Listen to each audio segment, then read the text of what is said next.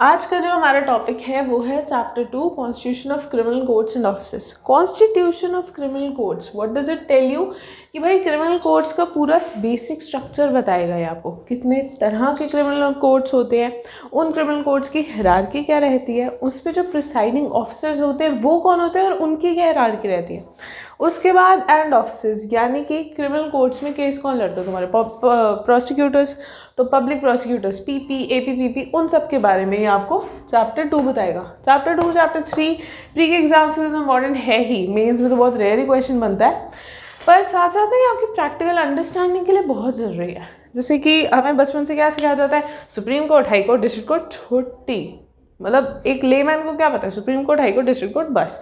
उसकी जो बाइफिकेशंस होती है वो तो हमें पता ही नहीं है। आज आप ट्रू लॉ स्टूडेंट बनोगे एक लेमैन से। पहले हम एक टेबल समझेंगे, एक बार ये टेबल समझ में आ गया ना, सेक्शंस बहुत ही स्मूथली जाएंगे। तो सबसे पहले हम समझते हैं, देखो कभी भी एक स्टेट लेवल पर क्रिमिनल मैटर्स में सबसे टॉप पर हाई कोर्ट आता है। हाई कोर्ट ना मतलब ऐसा समझो कि हाई कोर्ट ना एक स्टेट का माँ बाप की तरह होता है। जैसे कि एक बच्चे पर डायरेक्ट कंट्रोल, डायरेक्ट जूरिसडिक्शन किसका होता है, ऑब्वियसली उसके माँ बाप का।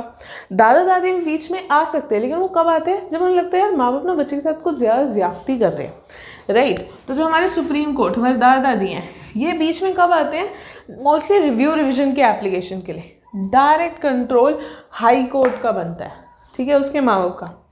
उसके बाद इसके नीचे आता है तुम्हारा session court. What is session court, हमने बचपन से क्या पढ़ा है, supreme court, high court, district court. Session court कहाँ से आ गया, अब समझे। देखो session court is nothing but A district court, लेकिन ये क्रिमिनल केसेस देखता है, इसीलिए इसमें जो तुम्हारा सेशन जज होता है, अगर ये जज क्रिमिनल मैटर्स देखे तो इसको सेशन जज कहते हैं, लेकिन अगर यही जज सिविल मैटर्स देखे तो इसको डिस्ट्रिक्ट जज कहा जाता है, ठीक है। तो इसमें आगे तुम्हारा सेशन जज। हाँ, एक और चीज़ याद रखना, सुप्रीम कोर्ट, हाई कोर्ट, इसमें ये नहीं, इसमें ना कभी ये गलती मत कर देना जज बोलने की, इसमें जजेस नहीं, इसमें जस्टिस बैठते हैं। क्यों, क्योंकि ये ना तुम्हारे हायर जुडिशरी मानी जाती है, इसीलिए इसमें जो भी मतलब जो प्रिसाइडिंग ऑफिसर्स होते हैं उन्हें जज ना बोलकर जस्टिस कहा जाता है, ठीक है, कोई डाउट नहीं है। तो सेशन कोर्ट में कौन आ गया, तुम्हारा सेशन जज।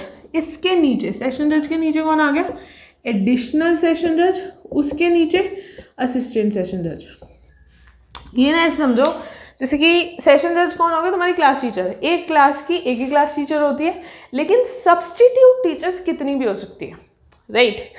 तो सेशन जज है तुम्हारी class teacher. Class teacher substitute teacher की पावर सेम होती है, लेकिन फ़र्क कहाँ होता है, क्लास टीचर एक ही होएगी, सब्सटीट्यूट टीचर्स कितने भी हो सकते हैं। वही चीज़ यहाँ है, सेशन जज एक सेशन डिवीजन में एक ही होगा। On the other hand additional session जज, इवन दो एडिशनल सेशन जज और सेशन जज इन दोनों की पावर इक्वल होती है, लेकिन सेशन जज पूरे सेशन डिवीजन में एक ही होगा, ये कितने भी हो सकते हैं, ठीक है। उसके नीचे असिस्टेंट सेशन जज, जैसे कि तुम्हारे एक प्रोफेसर होते हैं, एक असिस्टेंट प्रोफेसर होते हैं, ये असिस्टेंट है। असिस्टेंट सेशन जज इन दोनों के सबऑर्डिनेट होगा, मतलब इन दोनों से लोअर होगा, और ये भी कितने भी हो सकते हैं, जस्ट लाइक एडिशनल सेशन जज, ठीक है, कोई डाउट नहीं है। अब जो सेशन कोर्ट है उसी के इक्विवेलेंट आता है तुम्हारा एक special court. Now what is special court. अब जैसे तुम्हारे जो एक्ट हैं, पॉक्सो एक्ट हो गया, protection of children against sexual offences, उसके बाद protection of women against domestic violence act, SC/ST act हो गया तुम्हारा, या फिर वो वाला NDPS नारकोटिक ड्रग्स वाला एक्ट, ठीक है। ये सारे ना बहुत ही मतलब स्पेशल लेजिस्लेशन है, इनमें ज़्यादा फोकस की ज़रूरत होती है, इसीलिए इन मैटर्स के लिए एक अलग से कोर्ट बना दिया जाता है जिसको हम कहते हैं स्पेशल कोर्ट, ठीक है। These are nothing but the courts constituted under other laws, ठीक है, इनको स्पेशल कोर्ट बोलते हैं। अब जो स्पेशल कोर्ट होते हैं, मैंने लाइन क्यों डाली है, because special court and session court दोनों ऐसे है ना, दोनों की पावर सेम है, यानी कि दोनों ही हाई कोर्ट के सबऑर्डिनेट माना जाएगा, दोनों ही इक्विवेलेंट लेवल पर हैं, ठीक है। अब मैंने एक और चीज़ कही थी कि सेशन जज एक सेशन डिवीजन में, अब इस सेशन डिवीजन क्या होता है, देखो हमें बताइए यार, हमारी दिल्ली जो है वो इतनी बड़ी है, मतलब 2 दिल्ली की पॉपुलेशन एक पूरा ऑस्ट्रेलिया बनता है, ठीक है। तो पॉपुलेशन कितनी सारी है, तो ऐसा नहीं है कि एक डिस्ट्रिक्ट कोर्ट हो गया बस छुट्टी। स्टेट को अलग अलग डिस्ट्रिक्ट्स में बांटा जाता है, डिफरेंट डिफरेंट डिस्ट्रिक्ट्स में, और हर डिस्ट्रिक्ट का एक डिस्ट्रिक्ट कोर्ट होता है। यहाँ पर हर सेशन कोर्ट का एक सेशन डिवीज़न होता है, मतलब कि जो स्टेट है तुम्हारी, ये तुम्हारी हो गई स्टेट, ठीक है, इसके अलग अलग हिस्से होते हैं, मतलब लिटरली हिस्से नहीं, पर इनकी जो डिविजन्स होती है, ये जो टेरिटोरियल डिविजन्स है तुम्हारी, यहाँ पर हर टेरिटोरियल डिवीजन में एक तुम्हारा सेशन कोर्ट होगा। कई बार 2 टेरिटोरियल डिवीजन का भी एक सेशन कोर्ट हो सकता है, मतलब कई बार क्लब कर देते हैं, कई बार हर सेशन मतलब कई बार हर टेरिटोरियल डिवीजन के लिए इंडिविजुअल सेशन कोर्ट भी हो सकता है, कई बार 2 को क्लब करके भी एक सेशन कोर्ट उनका हो सकता है। इसका आगे जब हम सेक्शन 7 पढ़ेंगे तो और डिटेल में समझाऊंगी। यहाँ मैं तुम्हें बस एक ब्रीफ जिस्ट दे रही हूँ हर एक चीज़ का, ताकि तुम्हें अच्छे समझ में आ जाए, ताकि सेक्शन हमारे बहुत स्मूथली चलेंगे, ठीक है। अच्छा, सेशन कोर्ट के बाद आता है, यहाँ तक तुम्हारा हो गया जजेस का कोर्ट, इससे ऊपर जस्टिस थे, इसके नीचे आते हैं तुम्हारे मैजिस्ट्रेट। अब बचपन में हमने कभी मैजिस्ट्रेट का पढ़ा ही नहीं था, हमने क्या पढ़ा था, supreme court, high court, district court, छुट्टी, उसके नीचे क्या होता है, कुछ भी नहीं। यहाँ समझो, अब आती है मैजिस्ट्रेट की कोर्ट। मैजिस्ट्रेट 2 जगह हो सकते हैं, या तो वो होगा डिस्ट्रिक्ट में या वो होगा मेट्रोपॉलिटन एरिया में। मेट्रोपॉलिटन एरिया याद करो, मैंने लास्ट क्लास में भी समझाया था, सेक्शन 2 क्लॉज के में। मेट्रोपॉलिटन एरिया क्या होता है, याद है किसी को? और देखो उसने इशारा कर दिया ऐसे, बहुत सही बहुत सही। Metropolitan area is nothing but जिस एरिया की पॉपुलेशन 1 मिलियन पार हो जाए, यानी मेट्रोपॉलिटन एरिया मोटा एरिया, बहुत बड़ा एरिया, ठीक है। तो जिस एरिया की पॉपुलेशन 1 मिलियन से क्रॉस कर जाए उसको मेट्रोपॉलिटन एरिया कहते हैं। ये सेक्शन 8 में भी है और सेक्शन 2 क्लॉज के में इसकी डेफिनेशन दी जब हमने डेफिनेशन वाला चैप्टर करा था, ठीक है। और district on the other hand जिसकी पॉपुलेशन 1 मिलियन से कम हो, 1 मिलियन अगर क्रॉस कर जाए। मेट्रोपॉलिटन एरिया मोटा एरिया, बहुत बड़ा एरिया, क्लियर है, ठीक है। तो अगर एक डिस्ट्रिक्ट होगा तो वहाँ सबसे ऊपर कौन होगा, CJM, चीफ जुडिशियल मैजिस्ट्रेट, ठीक है। और यहाँ होगा CMM, chief metropolitan magistrate, same ही है, बस वो मेट्रोपॉलिटन एरिया का है, यहाँ डिस्ट्रिक्ट का है वो, ठीक है। यहाँ चीफ जुडिशियल मैजिस्ट्रेट बोलेंगे। इसके नीचे आएगा एडिशनल CJM, उसके नीचे आएगा असिस्टेंट CJM। ये भी यहाँ भी सेम कहानी है जैसे यहाँ पे थी, मतलब CJM एक ही होगा, एडिशनल CJM कितने भी हो सकते हैं। CJM एडिशनल CJM की पावर सेम होगी, इक्विवेलेंट होगी, लेकिन बस ये एक ही होगा, कितने भी हो सकते हैं। और असिस्टेंट CJM उसके नीचे, यहाँ भी सेम ही है, CMM एडिशनल CMM, मतलब जो यहाँ है ना वो वही चीज़ यहाँ है, बस वहाँ JM है या MM है, ठीक है, असिस्टेंट CMM, ठीक है, कोई दिक्कत नहीं है। अब इसके नीचे ना मैं यहाँ लिख रही हूँ, इसके नीचे आ गया तुम्हारा judicial magistrate of first class, ये डिस्ट्रिक्ट का ही बता रही हूँ मैं, ठीक है। Judicial magistrate of first class, इसके बारे में आपने बहुत सुना होगा। ये JMFC जो होती हैं, यही लोग प्रमोट होके CJM बनते, कोई डायरेक्टली CJM नहीं बन सकता, JMFC ही प्रमोट होके तुम्हारे CJM बनते हैं। उसके नीचे आ गया तुम्हारा JMSC, judicial magistrate of second class. तुमने यूजुअली JMSC का नाम नहीं सुना होगा, क्यों, मतलब बुक्स में तो ये है, लेकिन प्रैक्टिकली ना बहुत स्टेट्स में JMSC नहीं होते। क्यों नहीं होते? अब आप अपनी जुडिशरी का एग्ज़ाम भी क्लियर करोगे तो आप ये नहीं, आप सीधा JMFC बनोगे, समझ रहे हो, इसलिए प्रैक्टिकली ना JMSC नहीं होते, ठीक है। और उसके नीचे होते हैं एग्जीक्यूटिव मैजिस्ट्रेट, मतलब ये नीचे JMSC के भी नीचे हैं एग्जीक्यूटिव मैजिस्ट्रेट, ठीक है।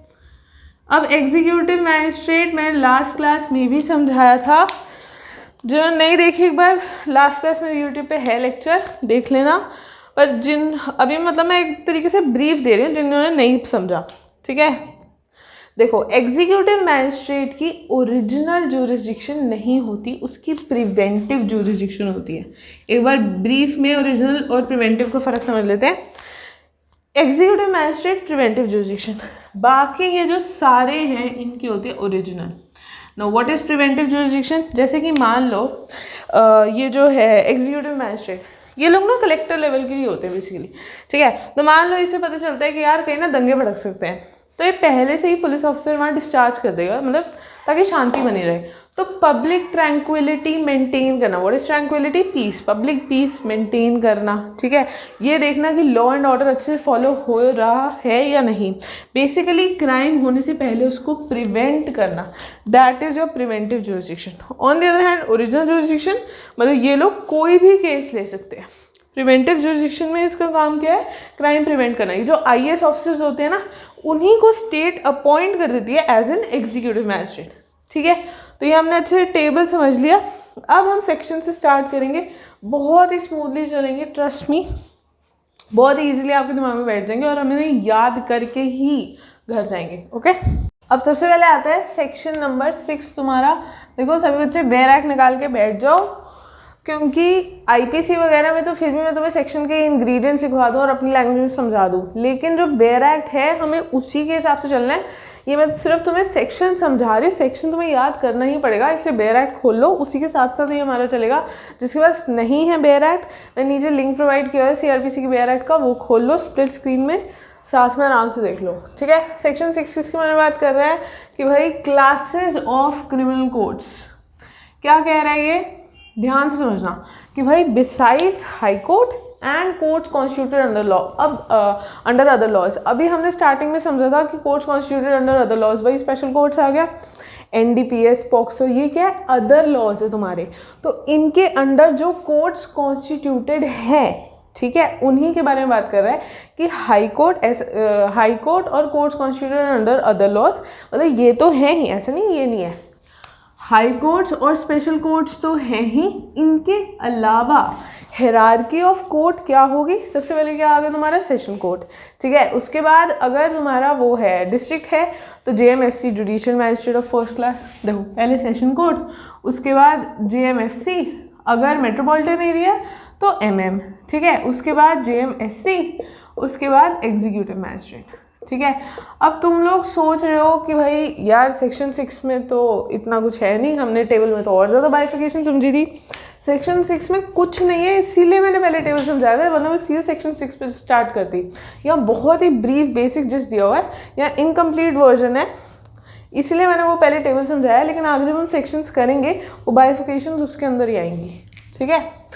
तो क्या कह रही है क्लासेस ऑफ क्रिमिनल कोर्ट्स कि भाई besides high court and courts constituted under other laws क्या होगा, सबसे पहले आगे सेशन कोर्ट, उसके बाद डिस्ट्रिक्ट है तो judicial magistrate of first class, metropolitan area में metropolitan magistrate, judicial magistrate of second class और एग्जीक्यूटिव मैजिस्ट्रेट, ठीक है।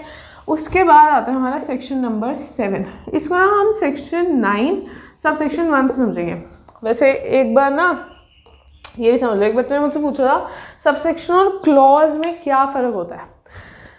यहाँ मैं कह रही हूँ सेक्शन 9 सब सेक्शन 1, और याद है हमने पिछली क्लास में सेक्शन नंबर 2 समझा था, तो उसमें मैंने क्या बताया था, clause, section 2 clause A clause B. अब क्लॉज और सब सेक्शन में ऐसे क्या डिफरेंस है, देखो अगर सेक्शन 2 हमने तुम्हें याद हो, उसमें क्या था कि भाई बेलेबल, एक चीज़ बेलेबल बता रही है, एक चीज़ चार्ज बता रही है, एक चीज़ कंपाउंडेबल बता रही है। तो मतलब जो ऊपर चीज़ बता रही है और जो नीचे है, ऊपर और नीचे का कोई लिंक नहीं है, ठीक है, वो ऊपर से मैच नहीं कर रहा। Compoundable is whole in other thing, charge is whole in other thing, right, they don't have a match, right. But जब सेक्शन या में जब सब सेक्शन की बात हो रही है तो ऊपर और नीचे का हमेशा एक लिंक होता है, ठीक है। तो क्लॉज और सब सेक्शन में क्या फ़र्क आया कि भाई क्लॉज मतलब ऊपर और नीचे में कोई लिंक नहीं होगा, सब सेक्शन में जो सेक्शन है उसी के बारे में फर्दर सब सेक्शन बता रहा है, ठीक है, ऊपर और नीचे में लिंक होगा। सो सेक्शन 9 सब सेक्शन 1, देखो लॉ में ना बहुत ही वास्ट सब्जेक्ट है लॉ, ठीक है, ईजी नहीं है, इसलिए जो भी छोटी छोटी ऐसी जानकारियाँ मिले ना वो करते रहा करो।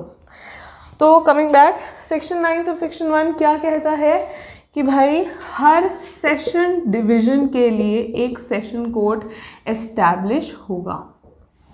अब इसी से समझते हैं कि भाई सेशन डिवीज़न क्या है। सेक्शन 7 बात करता है तुम्हारा टेरिटोरियल डिवीज़न की, जो वही हमने स्टार्टिंग में टेबल में समझा था टेरिटोरियल डिवीज़न क्या है। सेक्शन 7 सब सेक्शन 1 समझो, ठीक है। क्या कहता है ये ना थोड़ा ट्रिकी है, हर बार बच्चों को कन्फ्यूजन आती है, इसलिए ध्यान से समझना, बहुत स्लोली समझाऊंगी मैं। टेरिटोरियल डिवीजन कि भाई हर एक स्टेट, ये स्टेट है, हर एक स्टेट एक सेशन कोर्ट के लिए एक सेशन डिवीजन होगा। समझ गए कि हर एक स्टेट एक सेशन कोर्ट के लिए एक सेशन डिवीजन होगा, या फिर और एक जो स्टेट है उसमें बहुत सारे टेरिटोरियल डिवीजन होंगे, ठीक है, जिनको हम सेशन डिवीजन कहेंगे, और हर सेशन डिवीजन के लिए एक सेशन कोर्ट होगा। नहीं समझ में आया ना? एक बार और समझते हैं। मतलब ऐसे समझ लो कि हर राजा के लिए एक पूरा देश एक राज करने के लिए राज्य होगा, या फिर एक देश में बहुत सारे अलग अलग राज्य होंगे और हर राज्य के लिए एक राजा होगा। और प्रैक्टिकली यही होता है कि भाई हर एक जो देश है उसमें अलग अलग राज्य वो होते हैं, ठीक है, और हर राज्य के लिए एक राजा होता है। वही चीज़ यहाँ है, राजा की जगह आप सब्स्टिट्यूट कर दो तुम सेशन कोर्ट, ठीक है, और राज्य की जगह सेशन डिवीजन। कि हर स्टेट में प्रैक्टिकली यही चीज़ होती है कि हर स्टेट में अलग अलग डिविजन्स होते हैं जिनको हम सेशन डिवीजन कहते हैं, और हर सेशन डिवीजन के लिए एक सेशन कोर्ट होता है। बट कई बार क्या होता है कि भाई जो मैंने पहले भी समझाया था कि कई बार दो को क्लब कर देते हैं और दो का एक बन जाता है। जैसे कि यूपी है, उसमें 75 डिस्ट्रिक्ट्स हैं, ठीक है, और 75 ही तुम्हारे कोर्ट्स हैं। ऑन द अदर हैंड जो तुम्हारा हरियाणा है ना, वहाँ पे 22 डिस्ट्रिक्ट हैं और 21 कोर्ट्स हैं, ठीक है। तो यहाँ हरियाणा में क्या हुआ है कि भाई दो डिस्ट्रिक्ट्स को क्लब करके उनका एक कोर्ट बना दिया। यूपी में यही है कि जो अलग अलग डिस्ट्रिक्ट्स हैं हर एक के लिए अलग अलग कोर्ट है। हरियाणा में क्या हुआ है कि नहीं, 2 डिस्ट्रिक्ट को क्लब किया और उन 2 का एक कोर्ट है, ठीक है। तो सेक्शन 1 सबसेक्शन 1 हो गया, नहीं सेक्शन 7 सबसेक्शन 1। सबसेक्शन 2, 3, 4 इतने इम्पोर्टेंट नहीं है, बट मैं स्टिल समझा देती हूँ। उन्होंने बच्चे कहते हैं मैम को खुद ही को नहीं आता होगा इसलिए हमें नहीं समझाया। देखो स्टेट गवर्नमेंट, देखो स्टेट गवर्नमेंट जो है वो तुम्हारी हाई कोर्ट से कंसल्टेशन के बाद मम्मी पापा से पूछे बगैर बच्चे के लिए कोई काम नहीं होता, राइट। तो स्टेट गवर्नमेंट हाई कोर्ट से कंसल्टेशन के बाद ये जो नंबर ऑफ डिस्ट्रिक्ट्स हैं और जो लिमिट है उनकी ऑल्टर कर सकती है, मतलब घटा बढ़ा सकती है। जैसे देखो प्रैक्टिकली ना कई बार क्या होता है कि किसी डिस्ट्रिक्ट के पास ना मतलब ज़रूरत से ज़्यादा काम है, ओवर बर्डन्ड है, और किसी डिस्ट्रिक्ट के पास इतना काम ही नहीं है, ठीक है।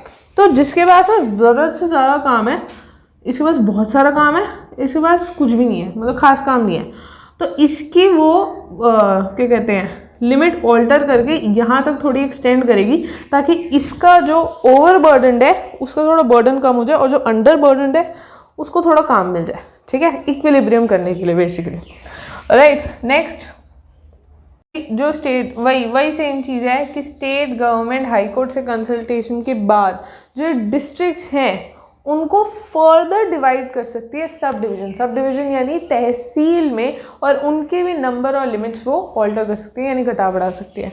और फाइनली जो तुम्हारा 4th है वो क्या कहता है कि जितने भी ये डिस्ट्रिक्ट्स वगैरह हैं ये ऐसे डीम किए जाएंगे कि इसी कोड के अंडर बनाए गए हैं। मैंने बताया था कि सीआरपीसी बहुत बार अमेंड हुआ है, ठीक है, तो इसीलिए तो जो पहले के भी बने होंगे तो सबसेक्शन 4 क्या कह रहा है कि जितने भी डिस्ट्रिक्ट्स वगैरह हैं सारे ऐसे डीम ऐसे माना जाएगा कि ये सारे इसी कोड इसी सीआरपीसी के अंदर बनाए गए हैं। क्लियर है। Next section number 8।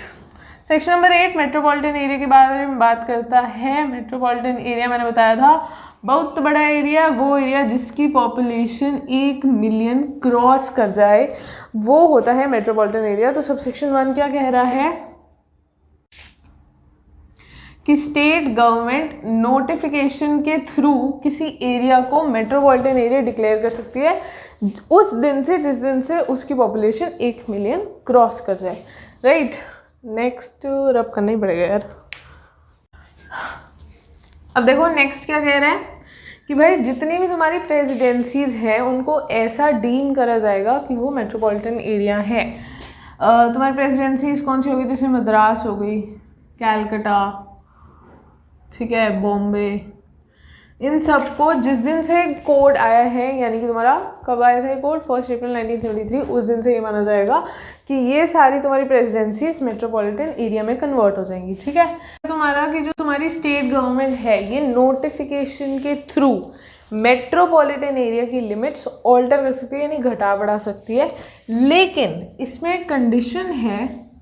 वो ये कंडीशन ये कहती है कि अगर जो तुम लिमिट्स ऑल्टर कर रहे हो यानी घटा बढ़ा रहे हो, वो इतनी नहीं करनी चाहिए कि मेट्रोपॉलिटन एरिया अपनी आइडेंटिटी खो दे।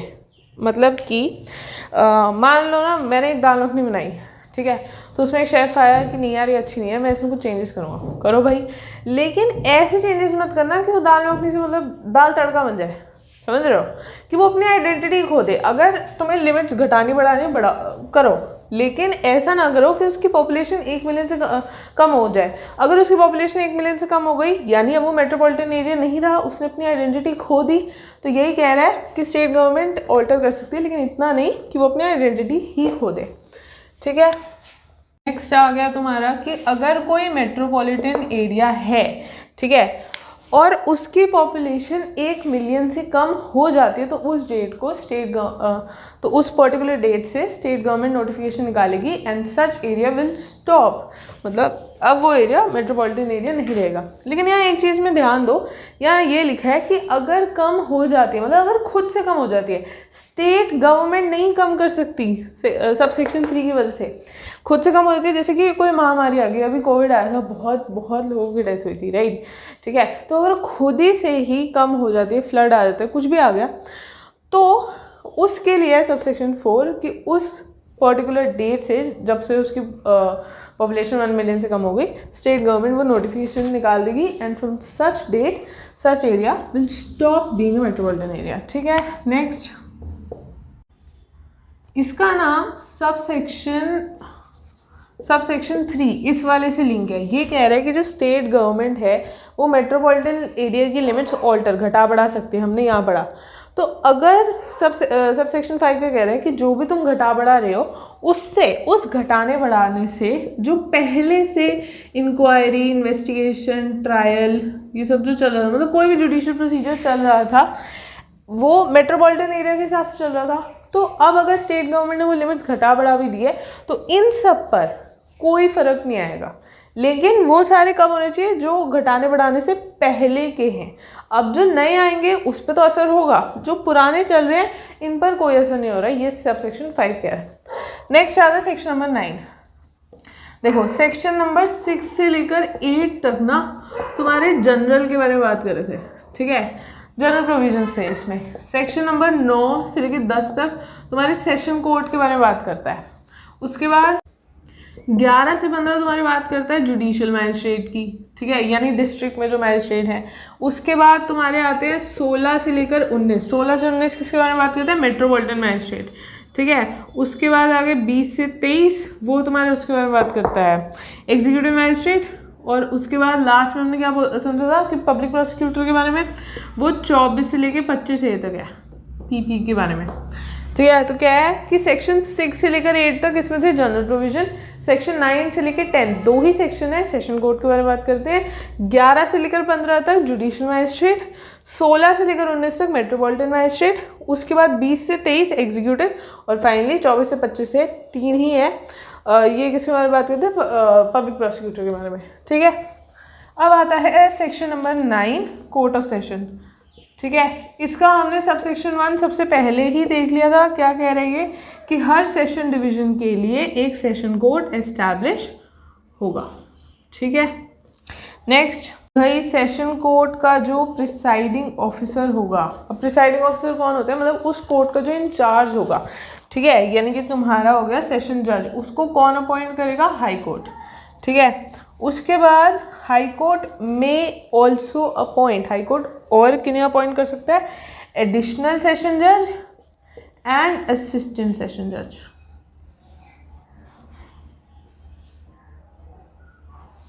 ठीक है। उसके बाद कि ये जो सेशन जज है हमारा, वो किसी एक डिस्ट्रिक्ट का सेशन जज हो सकता है, वहीं दूसरे का वो एडिशनल सेशन जज हो सकता है। मतलब एक ही पर्सन है ये सेशन जज, एक ही पर्सन किसी एक जगह का वो, किसी एक कोर्ट का वो सेशन जज हो सकता है, हाई कोर्ट अगर चाहे तो, ठीक है। हाई कोर्ट में अपॉइंट अ सेशन जज टू बी अ सेशन जज ऑफ वन कोर्ट, और उसी को ही दूसरे कोर्ट का एडिशनल सेशन जज बना सकता है अगर हाई कोर्ट चाहे तो। नेक्स्ट आ गया कि भाई अगर जो ऑफिसर, मतलब कि अगर सेशन जज की कुर्सी वेकेंट है मतलब कि अगर जो पुराना वाला सेशन जज था वो रिटायर हो गया और नया अभी अपॉइंट नहीं हुआ है, उस सिचुएशन में अगर कोई अर्जेंट केस है जिसको मतलब निपटाने की ज़रूरत है, तो अगर इसकी कुर्सी वेकेंट है तो किसकी ज्यूरिसडिक्शन होगी? तुम्हारे एडिशनल सेशन जज या असिस्टेंट सेशन जज की, ठीक है। अगर ये दोनों भी नहीं है उसके नीचे फिर चीफ जुडिशियल मैजिस्ट्रेट, ठीक है, इसकी जुरिसडिक्शन लगेगी। तो क्या कह रही है सेक्शन कि अगर जस्ट इन केस जो सेशन जज है उसकी कुर्सी वेकेंट है तो एडिशनल सेशन जज या असिस्टेंट सेशन जज की जुरिसडिक्शन बनती है, वो भी नहीं है तो चीफ जुडिशियल मैजिस्ट्रेट जो उसके नीचे आता है उसकी जुरिसडिक्शन लगेगी। ओके, उसके बाद कि भाई हाँ ये वाला ना बड़ा इंटरेस्टिंग है कि भाई सेशन कोर्ट की हियरिंग कहाँ होगी? जहाँ हाई कोर्ट चाहे, ठीक है। लेकिन अगर सेशन कोर्ट इस ओपिनियन में है कि it is convenient for the parties to the case और टू द विटनेस कि उनकी हियरिंग कहीं और हो, तो इनकी कन्वीनियंस के लिए उनकी हियरिंग कहीं और हो सकती है। जैसे कि तुम्हारा राम रहीम केस था, जेल में हुई थी सुनवाई, वो था कैर सिंह कौन सा था, हाँ याकूब मेनन का केस था, उसकी रात में हुई थी। कैर सिंह वर्सेस जम्मू एंड कश्मीर, उसकी तिहाड़ जेल में हुई थी हियरिंग, ठीक है। तो वही ये चीज़ कह रहा है, इस सब सेक्शन की वजह से ये सब पॉसिबल होता है। ये क्या कह रहा है कि सेशन कोर्ट की हियरिंग कहाँ होगी? जहाँ हाई कोर्ट स्पेसिफाई करेगा। लेकिन if the session court is of the opinion that it is convenient for the parties of the case और टू द विटनेस, ठीक है, कि उसकी हियरिंग कहीं और हो, तो उनकी कन्वीनियंस के लिए सेशन कोर्ट जहाँ चाहे वहाँ भी हियरिंग हो सकती है। ऐसी कोई दिक्कत वाली बात नहीं, ठीक है। अब रब करना ही पड़ेगा। नेक्स्ट आता है सेक्शन नंबर 10 जो कि सबऑर्डिनेशन के बारे में बात करता है, ठीक है। ये क्या कह रहा है सेक्शन 10 सब सेक्शन 1 कि जितने भी असिस्टेंट सेशन जज होंगे ये सारे सबऑर्डिनेट होंगे, ये सारे किसके नीचे आएंगे? तुम्हारे सेशन जज के। ये राइटिंग ना बहुत ही माशाल्लाह होती जा रही है, ठीक है। तो क्या कह रही है कि जितने भी असिस्टेंट सेशन जज हैं ये सबऑर्डिनेट होंगे, ये लोअर आएंगे किसके? सेशन जज के, ठीक है। नेक्स्ट क्या कह रही है कि जितने भी तुम्हारे असिस्टेंट सेशन जज हैं इनको काम एलोकेट कर सकता है सेशन जज फ्रॉम टाइम टू टाइम। जो हमारा सेक्शन 9 था, इससे पीछे वाला सेक्शन 9 सब सेक्शन 5, वहाँ हाई कोर्ट एलोकेट करता था काम, जो वही जो जब ऑफिस वेकेंट होता है सेशन जज का तो हाई कोर्ट अलॉट कर सकता है काम किसको? तुम्हारे एडिशनल सेशन जज या असिस्टेंट सेशन जज। यहाँ पर इस केस में असिस्टेंट सेशन जज को कौन काम अलॉट कर सकता है? तुम्हारा सेशन जज। काम अलॉट करना जैसे कि मतलब कि तुम्हारे अंडर ये पुलिस स्टेशन आएंगे, ठीक है, तुम ये वाले पर्टिकुलर केसेस देखोगे, ठीक है, तो सीनियर जूनियर को काम अपॉइंट कर सकता है ना। तो सेशन जज from time to time can appoint work to assistant session जज, ठीक है। उसके बाद ये भी वही चीज़ कह रहा है कि कभी भी अगर सेशन जज की कुर्सी खाली है तो उसके नीचे एडिशनल सेशन जज, वो भी नहीं है तो उसके नीचे असिस्टेंट सेशन जज, वो भी नहीं है तो चीफ जुडिशियल मैजिस्ट्रेट। वो नहीं है तो ऐसे काम नहीं चल सकता, तुझे रहना ही पड़ेगा, ठीक है। ये शादी में गया जा, एडिशनल सेशन जज शादी में गया जाओ, असिस्टेंट सेशन जज को शादी में जाना जाओ, तुझे जाना नहीं, चाहे तेरी बच्चे की शादी तू रुकेगा, ठीक है। अच्छा, अब आगे तुम्हारा सेक्शन नंबर 11, ठीक है। सेक्शन तो एक बार दोबारा से रिवाइज करते हैं। सेक्शन 6 से लेकर 8 तक हमने क्या समझा था, यहीं पे याद कर लो, टाइम नहीं होता, मतलब यहाँ एक बार पढ़ के जाओगे घर में फिर दोबारा पढ़ोगे, इतना टाइम नहीं है ना। देखो सेक्शन 6 से लेकर 8 तक थे हमारे जनरल प्रोविजन। सेक्शन 6 में क्लासेस ऑफ क्रिमिनल कोड्स हमने समझा था। सेक्शन 7 में हमने टेरिटोरियल डिवीजन के बारे में समझा था। सेक्शन 8 में मेट्रोपॉलिटन एरिया के बारे में। सेक्शन 9 हमने कोर्ट ऑफ सेशन देखा था। सेक्शन 10 में सबऑर्डिनेशन देखा था और सेक्शन 11 यहाँ तक कोर्ट ऑफ सेशन खत्म हो गया। अब तुम्हारे जुडिशियल मैजिस्ट्रेट शुरू होंगे, ठीक है। 11 से लेकर 15 तक जुडिशियल मैजिस्ट्रेट, बार बार बोलो, 11 से लेकर 15 तक जुडिशियल मैजिस्ट्रेट, ठीक है। सेक्शन 11 क्या कहता है? Court of judicial magistrate. क्या कह रहे हैं सेक्शन, सब सेक्शन 1 क्या कह रहा है कि जो स्टेट गवर्नमेंट है after the consultation from high court, mummy papa से बिना पूछे बिना कोई काम नहीं होता, ठीक है। तो state government after the consultation of high court वो JMFC और JMSC कितने भी अपॉइंट कर सकती है, जितने वो after the consultation of high court के बाद चाहे, ठीक है।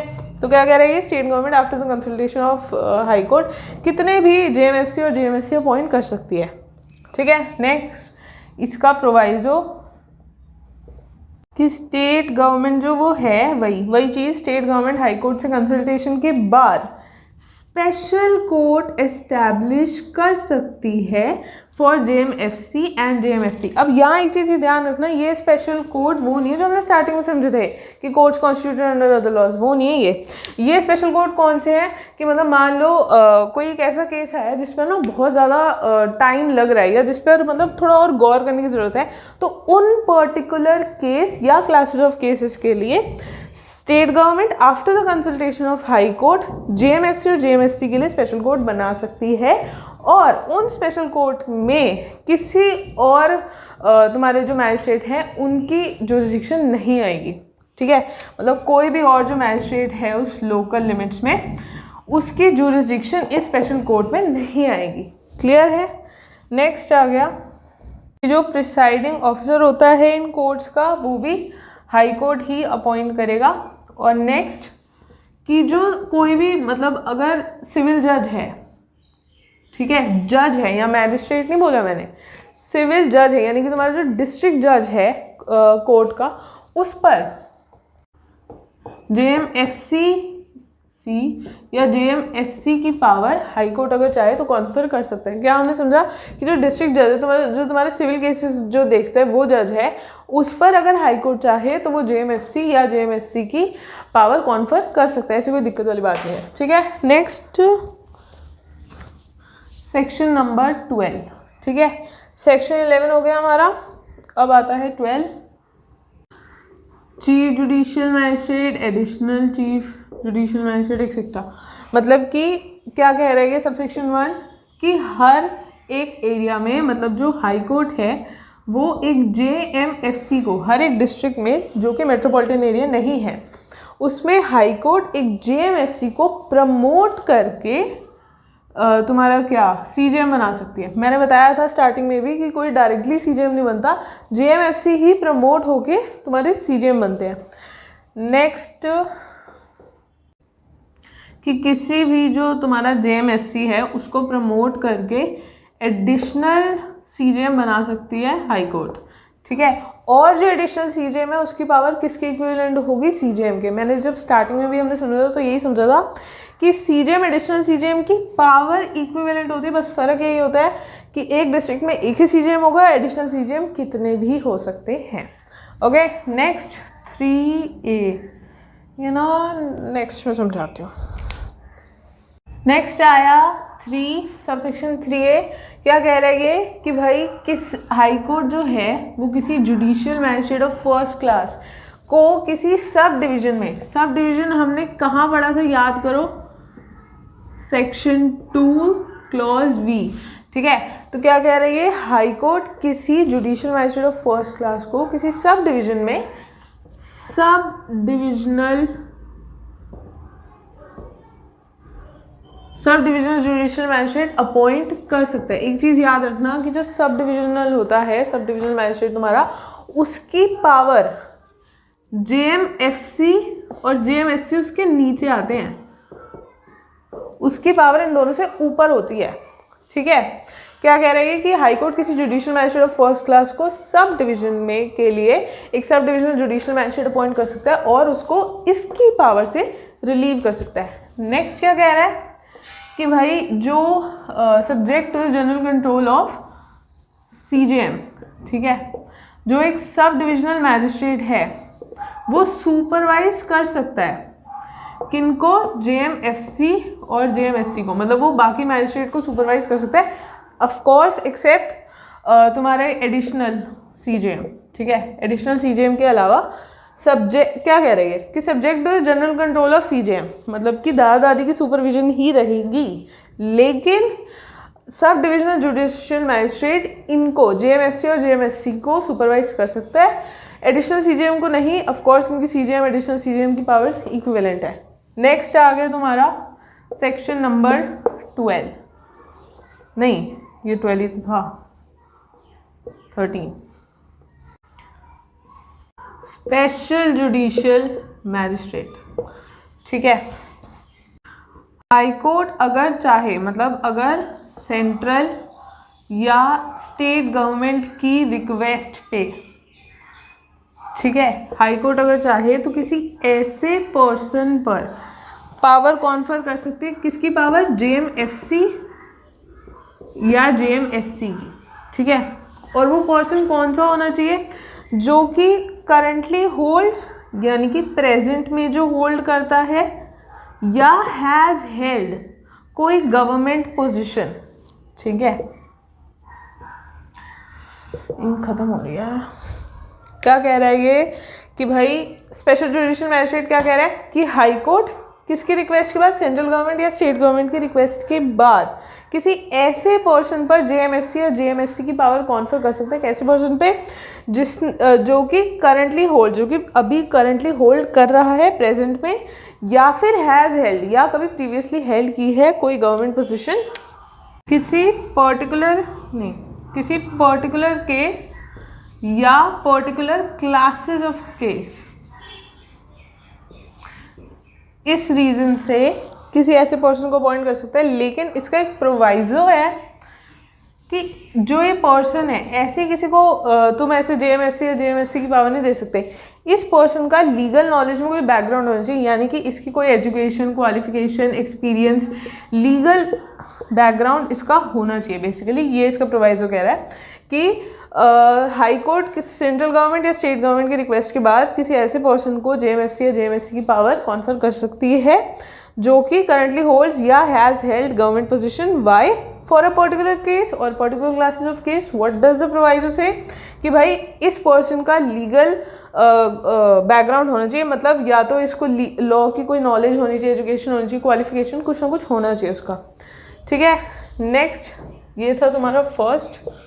नेक्स्ट भाई इन पर्सन को ना हम स्पेशल जुडिशियल मैजिस्ट्रेट कहेंगे, और ऐसे पर्सन्स का एक टाइम पर 1 साल से ज़्यादा टर्म एक्सीड नहीं कर सकता।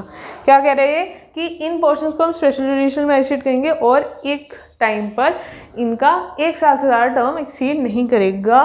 नेक्स्ट आता है तुम्हारा कि भाई जो स्पेशल जुडिशियल मैजिस्ट्रेट है, इन पे अगर हाई कोर्ट चाहे तो ये मेट्रोपॉलिटन मैजिस्ट्रेट की पावर इन पे कॉन्फर कर सकती है। मतलब कि जैसे स्पेशल जुडिशियल मैजिस्ट्रेट किस लिए होते हैं, ये एक पर्टिकुलर केस देखने के लिए होते हैं या पर्टिकुलर क्लासेस ऑफ केस देखने के लिए। वही जो हमने स्टार्टिंग में नहीं पढ़े थे स्पेशल कोर्ट्स, कि भाई courts constituted under other law, POCSO, domestic violence, ठीक है। तो मतलब मान लो किसी एक डिस्ट्रिक्ट है, वहाँ एक स्पेशल कोर्ट बना दिया गया, ठीक है, उसमें ये स्पेशल जुडिशियल मैजिस्ट्रेट अपॉइंट कर दिया गया। ये क्या करेगा, एक पर्टिकुलर केस या पर्टिकुलर क्लासेस ऑफ केस, मतलब मान लो ये सिर्फ पॉक्सो के वो देखता है केसेस, ठीक है, ये एक डिस्ट्रिक्ट है, हाँ, तो यहाँ पे एक स्पेशल कोर्ट बनाया और ये जो स्पेशल जुडिशियल मैजिस्ट्रेट है ये सिर्फ पॉक्सो के केसेस देख रहा है, क्लियर। लेकिन अब साइड में जो मेट्रोपॉलिटन एरिया है वहाँ पर भी मान लो एक पॉक्सो का केस आ गया, तो अब यहाँ मेट्रोपॉलिटन एरिया में एक अलग से एक स्पेशल कोर्ट बनाने के बजाय हाई कोर्ट क्या कह रहा है कि भाई तू अपनी पावर यहाँ तक एक्सटेंड कर ले, तू अपनी लिमिट्स यहाँ तक के एरिया में एक्सटेंड कर ले, ताकि ये वाला केस भी तेरे अंडर ही आ जाए, यहाँ पर एक स्पेशल कोर्ट अलग से ना बनाना पड़े, ये केस भी इसी के अंडर आ जाएगा, क्लियर है। नेक्स्ट सेक्शन 14 क्या कह रहा है, लोकल लिमिट्स के बारे में बात कर रहा है, किसकी,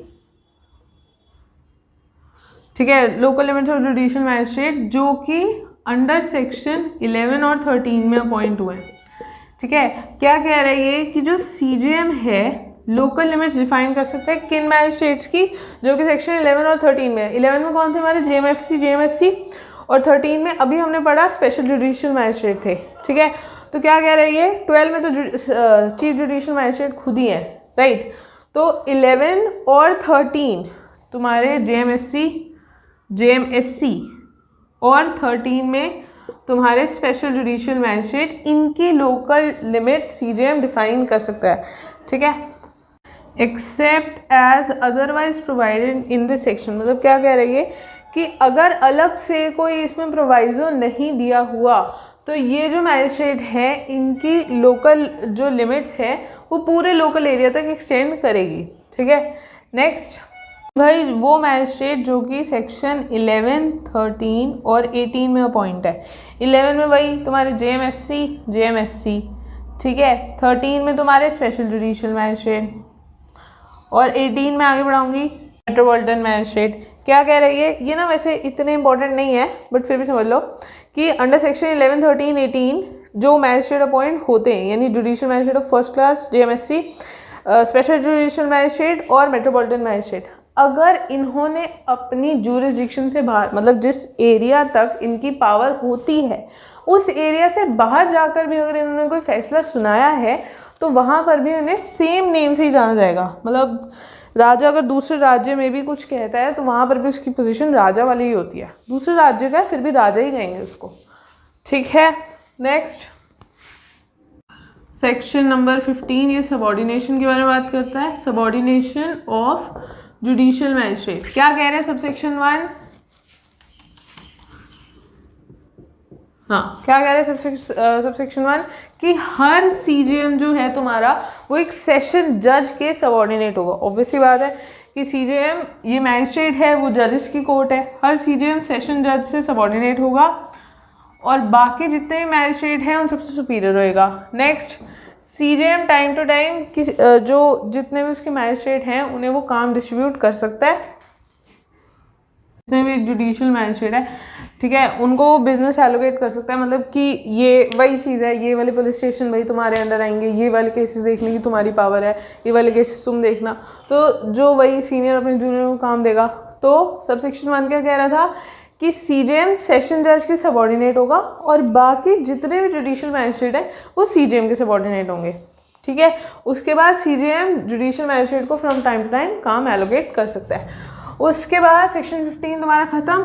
अब सेक्शन 16 से लेकर 19, मैंने क्या बताया था, मेट्रोपॉलिटन एरिया के शुरू हो से मेट्रोपॉलिटन मैजिस्ट्रेट के बारे में।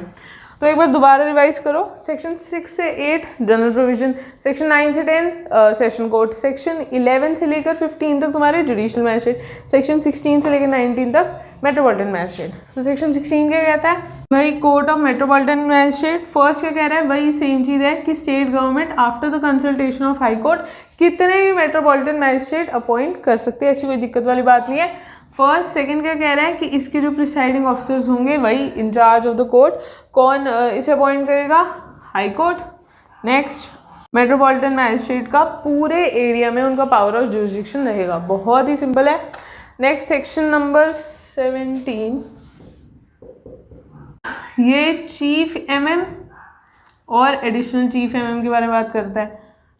सेम वही सेक्शन 12 वाली कहानी है, ठीक है। सेक्शन 16 में सेक्शन 11 जैसा था, सेक्शन 17 सेक्शन 12 जैसा है, ठीक है। बस वहाँ जुडिशियल है या मेट्रोपॉलिटन है। क्या कह रहा है कि कोई भी जो मेट्रोपॉलिटन मैजिस्ट्रेट है, हाई कोर्ट उसको प्रमोट करके चीफ मेट्रोपॉलिटन मैजिस्ट्रेट बना सकता है, ठीक है। फर्स्ट ये कह रहा है। सेकेंड कि भाई हाई कोर्ट किसी मेट्रोपॉलिटन मैजिस्ट्रेट को एडिशनल चीफ मेट्रोपॉलिटन मैजिस्ट्रेट बना सकता है और उसकी पावर उतनी ही होंगी जितनी एक चीफ मेट्रोपॉलिटन मैजिस्ट्रेट की होती है, ठीक है। सेक्शन 18 क्या कह रहा है, ये स्पेशल मेट्रोपॉलिटन मैजिस्ट्रेट, वही सेम जैसे उधर हमने समझा था सेक्शन 13 में, 11, 12, हाँ 13 में ही समझा था, ठीक है। स्पेशल मेट्रोपॉलिटन मैजिस्ट्रेट की हाई कोर्ट अगर चाहे तो after the request from central government, high court अगर चाहे तो after the request from central government या स्टेट गवर्नमेंट, ऐसे ना बार बार बोलो याद होता जाएगा, ठीक है। स्पेशल मेट्रोपॉलिटन मैजिस्ट्रेट क्या कह रहा है, हाई कोर्ट अगर सेंट्रल गवर्नमेंट या स्टेट गवर्नमेंट की रिक्वेस्ट पर किसी ऐसे पर्सन पर जेएमएफसी या जेएमएससी की पावर जेएमएफसी कह रही हूँ, सॉरी मेट्रोपॉलिटन मैजिस्ट्रेट की पावर कॉन्फर कर सकती है। ये मेट्रोपॉलिटन एरिया ना, वो मैं उससे कंफ्यूज हो गई थी।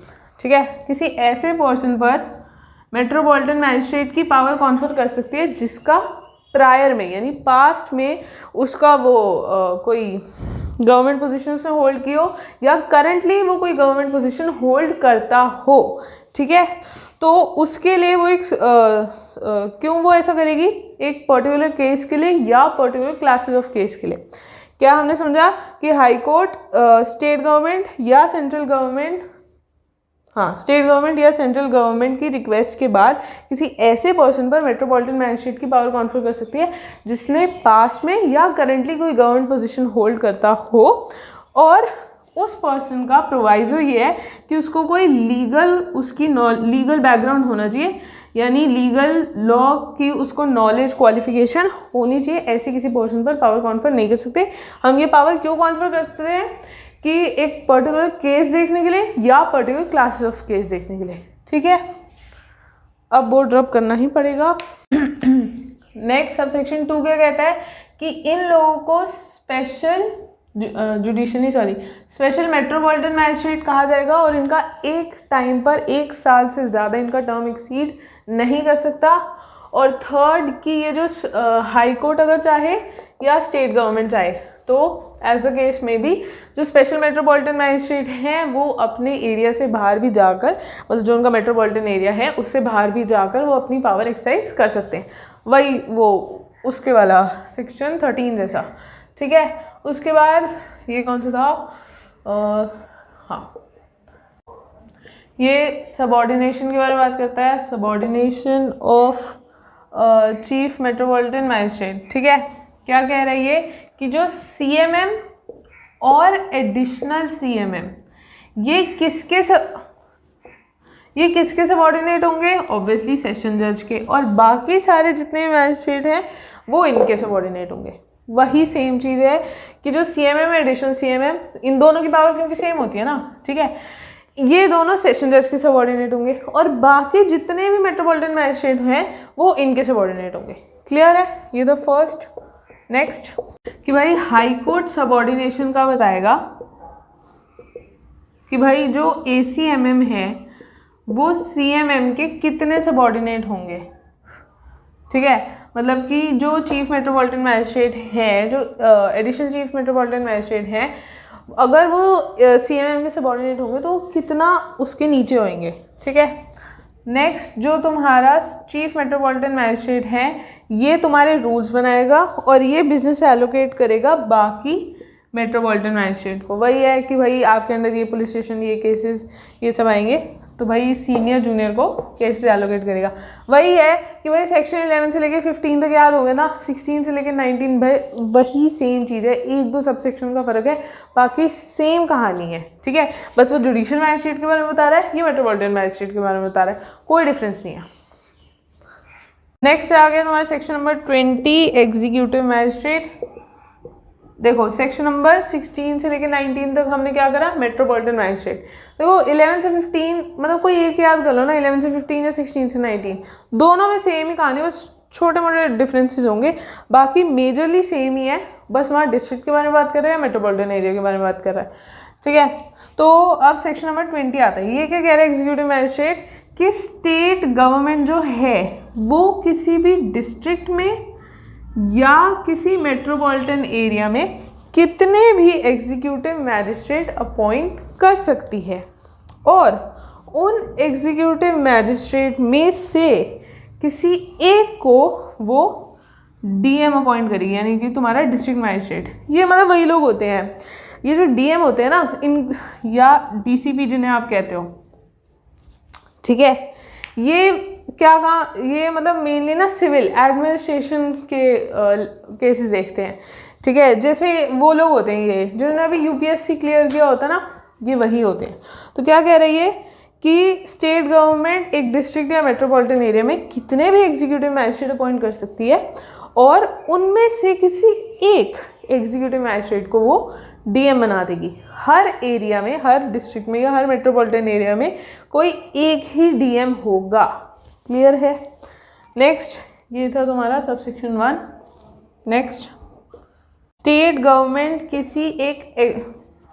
किसी एग्जीक्यूटिव मैजिस्ट्रेट को एडिशनल डीएम बना सकती है और उस जो एडिशनल डीएम है उसके पास वो सारी पावर होंगी जितनी एक डीएम के पास होती है। क्लियर है? क्या कह रही है कि स्टेट गवर्नमेंट किसी एग्जीक्यूटिव मैजिस्ट्रेट को एडिशनल डीएम अपॉइंट कर सकती है और उस एडिशनल डीएम के पास वो सारी पावर होंगी जितनी एक डीएम के पास होगी। क्लियर है? नेक्स्ट, अगर डीएम का किसी भी रीजन से उसका ऑफिस वेकेंट है तो उसकी जगह जो एक टेम्पररी ऑफिसर आएगा उसकी भी पावर, जो मतलब एक सब्स्टिट्यूट आएगा, उसकी पावर्स उतनी ही होंगी जितनी एक डीएम के पास होती है। ठीक है? नेक्स्ट क्या है कि स्टेट गवर्नमेंट एक एग्जीक्यूटिव मैजिस्ट्रेट को किसी भी सब डिवीज़न का चार्ज दे सकती है। ठीक है? और वहाँ पर उस एग्जीक्यूटिव मैजिस्ट्रेट को सब डिविजनल मैजिस्ट्रेट कहा जाएगा। क्या कह रही है कि स्टेट गवर्नमेंट किसी एग्जीक्यूटिव मैजिस्ट्रेट को किसी भी सब डिवीज़न का चार्ज दे सकती है और उस सब डिवीज़न में उस एग्जीक्यूटिव मैजिस्ट्रेट को सब डिविजनल मैजिस्ट्रेट के नाम से जाना जाएगा। ठीक है? नेक्स्ट, नहीं, अमेंडमेंट की वजह से ना 4A आया था। हाँ, जो स्टेट गवर्नमेंट है वो अपनी कोई भी पावर डेलीगेट कर सकते हैं। डेलीगेट क्या होता है? जब एक सीनियर अपनी पावर अपने जूनियर को डेलीगेट कर दे, उसको अपनी वो पावर दे दे। ठीक है? तो स्टेट गवर्नमेंट बाय जनरल या स्पेशल ऑर्डर अपनी कोई भी पावर डेलीगेट कर सकती है। किसको? तुम्हारे डीएम को। ठीक है? उसके बाद कि भाई nothing in this section shall प्रीक्लूड। ठीक है? मतलब ये इसका मतलब क्या है? Nothing in this section shall प्रीक्लूड मतलब कि कोई भी ऐसी चीज़ स्टेट गवर्नमेंट को रोक नहीं रही है किसी पुलिस कमिश्नर को एग्जीक्यूटिव मैजिस्ट्रेट की पावर कॉन्फर करने के लिए। नथिंग इन दिस सेक्शन प्रीक्लूड या फिर नॉट विद स्टैंडिंग एनीथिंग, ये इनका मतलब समझो। नथिंग इन दिस सेक्शन प्रीक्लूड मतलब कि कोई भी ऐसी चीज़ स्टेट गवर्नमेंट को नहीं रोक रही है कि एक जो पुलिस कमिश्नर है उसको एग्जीक्यूटिव मैजिस्ट्रेट की पावर सौंपने के लिए। ठीक है?